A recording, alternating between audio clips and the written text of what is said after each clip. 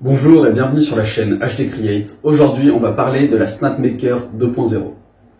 J'ai créé cette chaîne car j'ai pour ambition de devenir inventeur, ou plutôt développeur de produits indépendants, alors que pour l'instant je suis salarié.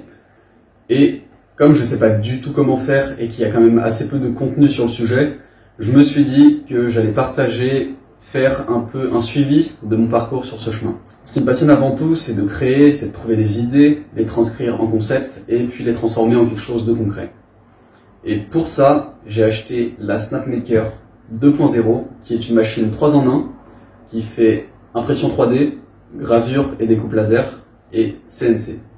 Ça devrait me permettre de faire tout un tas de projets et de prototypes qu'on verra dans d'autres vidéos. J'ai initialement commandé cette machine fin novembre pour la modique somme de 2000 €. Ils ont commencé à livrer en Europe à partir de mi-décembre. Mais comme j'habite en Italie et que je n'étais pas là, j'ai repoussé la livraison à janvier. Quand le paquet a été envoyé, le premier défi a été d'organiser la livraison, car le livreur ne reconnaissait pas mon adresse. Après des mails et des appels sur un standard à la con où j'ai dû épeler le numéro de suivi de 20 caractères en italien, ils sont enfin venus me livrer mi-janvier. Le deuxième défi, ça a été de monter ce paquet de 50 kg au 4e étage sans ascenseur de mon immeuble. Évidemment, j'ai pas d'amis pour m'aider, et surtout c'était en plein milieu de la journée. Et accessoirement, dans mon immeuble, il n'y a que des vieux, et je voulais pas être responsable du cassage de dos ou de hanche d'un de mes voisins. Mais j'adore quand il faut se démerder tout seul pour résoudre un problème avec peu de moyens. J'ai donc réfléchi à ce que j'avais sous la main, puis finalement, j'ai essayé avec une corde, mon harnais d'escalade et un mousqueton. Ça marchait, donc je n'avais plus qu'à attacher la corde sur le colis et tracter mon paquetage comme un bœuf. Un bœuf. Bon, enfin bref.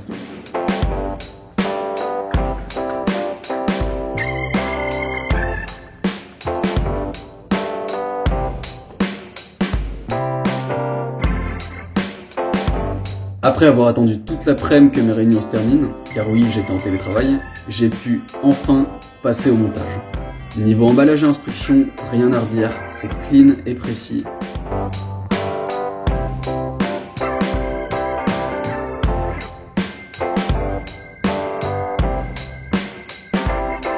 Comme on peut le voir légèrement sur le timelapse, j'ai passé autant de temps à faire le montage de la machine qu'à envoyer des vidéos avec des blagues de merde à mes potes. Ne pas serrer, ça je sais faire. Serrer, ça c'est un peu plus compliqué quand même.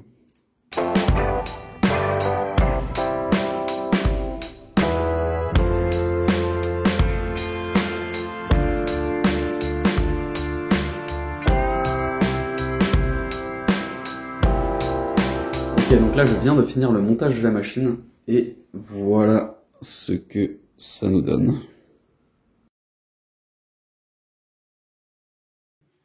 Vint alors le moment fatidique de réveiller la bête.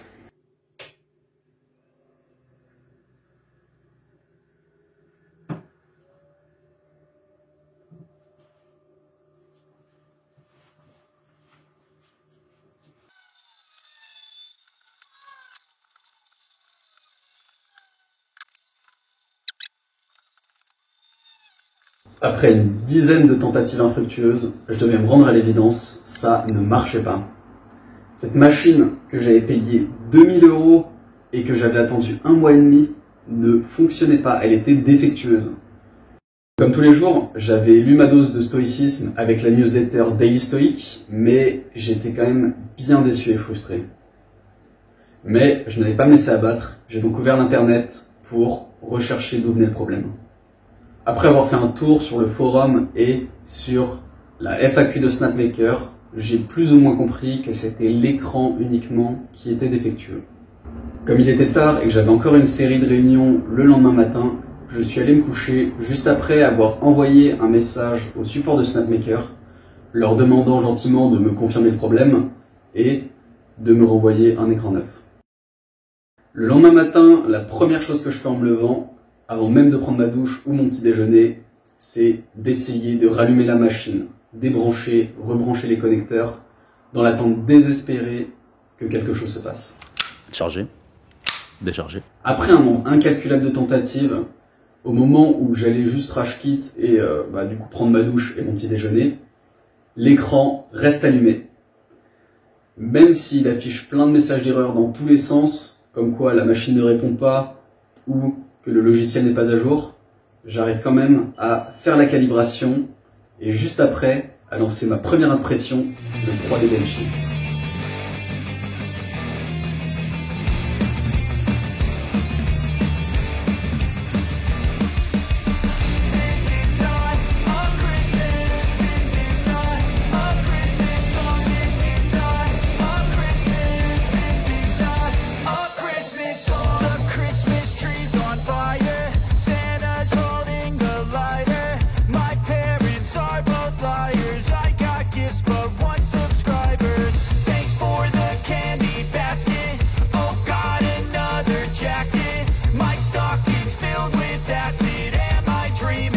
C'est un petit pas pour l'impression 3D, mais un grand pas pour Billy.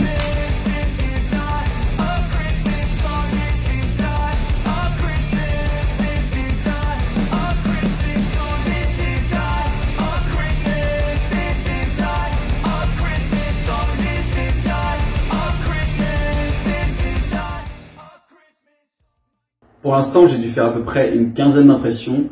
Je peux donc vous faire un premier retour sur la machine et la partie impression 3D. Globalement, les pièces de la machine sont de bonne facture, c'est vraiment très robuste et la conception globale est quand même assez bonne, évidemment à part l'écran et son connecteur en carton. Pour ce qui m'est arrivé et ce qui arrive, j'ai l'impression, à un certain nombre de personnes en cas de pièces défectueuses, le support est vraiment au taquet et répond non seulement très vite et demande juste une vidéo pour ensuite proposer d'envoyer une pièce de rechange. Un autre problème que j'ai remarqué, mais qui est sans doute dû au fait que les logiciels ne soient pas mis à jour sur ma machine, c'est que le logiciel de l'écran bug quand même assez souvent, et justement quand j'essaye de mettre la mise à jour, il la télécharge via le Wi-Fi, et ensuite au moment de l'installer, il crache. Donc pour ce point en particulier, je vais essayer de passer par l'ordinateur pour mettre à jour le logiciel de la machine, et on verra si ça règle les problèmes.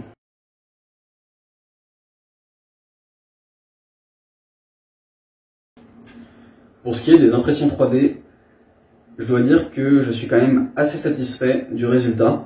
On a des impressions de bonne qualité qui prennent relativement peu de temps. J'ai juste eu quelques ratés à certains moments, du matériau qui n'accrochait pas bien sur le lit, ou encore la boule de matériau qui se met à se former sous la buse parce qu'il y a un décrochement au niveau d'une des couches.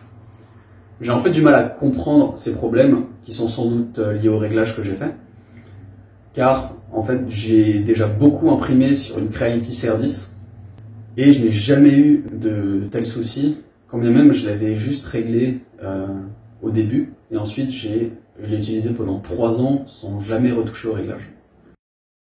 Pour conclure, est-ce que cette machine vaut les 2000 € investis? Évidemment, je ne peux pas vous répondre, puisque j'ai vraiment testé que l'impression 3D, mais jusque-là, j'en suis vraiment extrêmement content. Et pour vous dire la vérité, au moment où je tourne la vidéo, j'ai déjà testé un peu les deux autres fonctionnalités, donc la CNC et la gravure laser. Et je dois vous dire que j'ai vraiment été bluffé par le résultat, mais je vous en dis pas plus, on en parlera dans une prochaine vidéo. Un des objectifs que je me suis fixé est de rentabiliser la machine d'ici la fin de l'année, c'est-à-dire vendre pour 2000 € de produits qui ont été créés et fabriqués avec cette machine. Si vous voulez suivre l'évolution de ce défi, peut-être parce que vous aussi vous avez une machine et que vous aimeriez bien vous faire un peu d'argent avec, eh bien vous pouvez vous abonner en cliquant juste en dessous. Je vous remercie d'avoir suivi cette vidéo. Si vous avez des suggestions, que ce soit pour améliorer le contenu, mais aussi pour proposer du nouveau contenu, que ce soit sur la SnapMaker ou plus sur le développement de produit, vous pouvez le faire en commentaire.